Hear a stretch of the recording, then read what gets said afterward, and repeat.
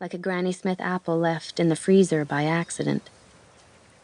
October lived only about 20 minutes from Sticksville Central, so it wasn't long before she pushed her way through the double doors of the school's entrance. She opened her bag and unfolded her schedule. Evidently, October wasn't the only student concerned with arriving early. A veritable gaggle of other kids could already be seen congregating, conversing, and giggling inside the main corridor of the school.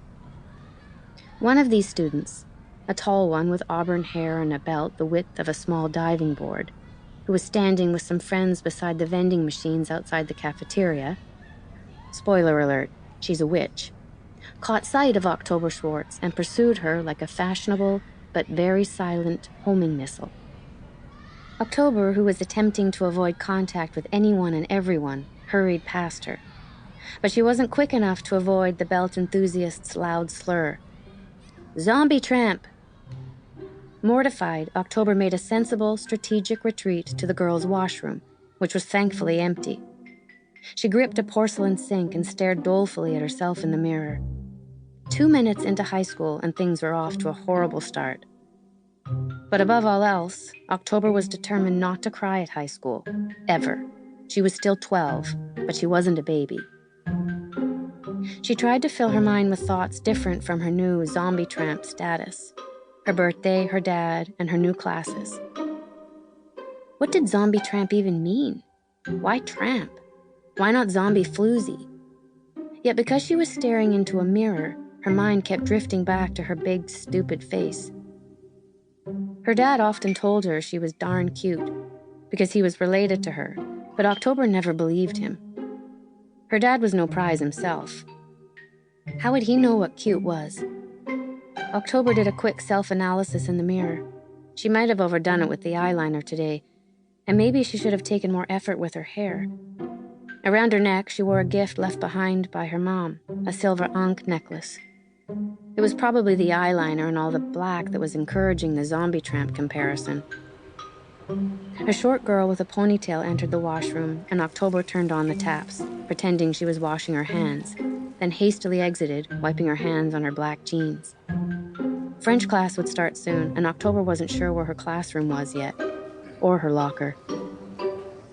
When October found her locker at the top of the arts corridor, she also found another bit of unpleasantness.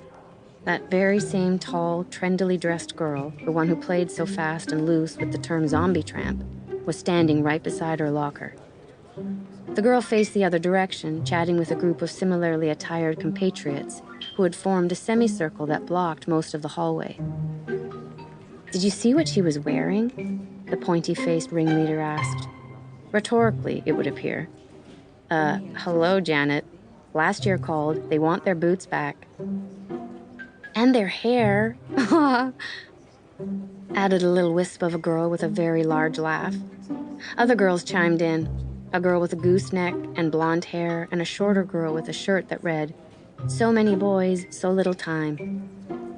As the symposium continued, October quietly opened her locker, slid her knapsack inside, and extracted her binder and pencil case, hoping none of the girls would notice her. She felt a little like she was playing Operation, trying to remove the patient's breadbasket without touching the metal edges. Tragically, she was never any good at that game. "Hey, Zombie Tramp is back." "Oh, piss right off," October thought. "You're new in town, right?" her tormentor with the prodigious belt asked, whipping around to face her. October stood, silent as a tomb. Well, not some of the tombs encountered later in this book, but as silent as tombs usually are. "Well, you can go back to wherever you came from. We've already got a couple of goth skis bags here. Don't require any more. Especially not the extra-large variety." Her minions stared at October, waiting for her to spontaneously combust from the insult. "That means you're fat," whispered the girl who apparently fretted about the ratio of time to boys. "Ashley Salmons," said an authoritative voice behind October. "Don't you have some class to be at?" When October turned to identify the speaker, she saw an older man with glasses and thinning white hair standing in the hallway. His arms were folded across his pudgy torso, strangulating his tie. October guessed he was a teacher at the school. Otherwise, he was like the worst student ever.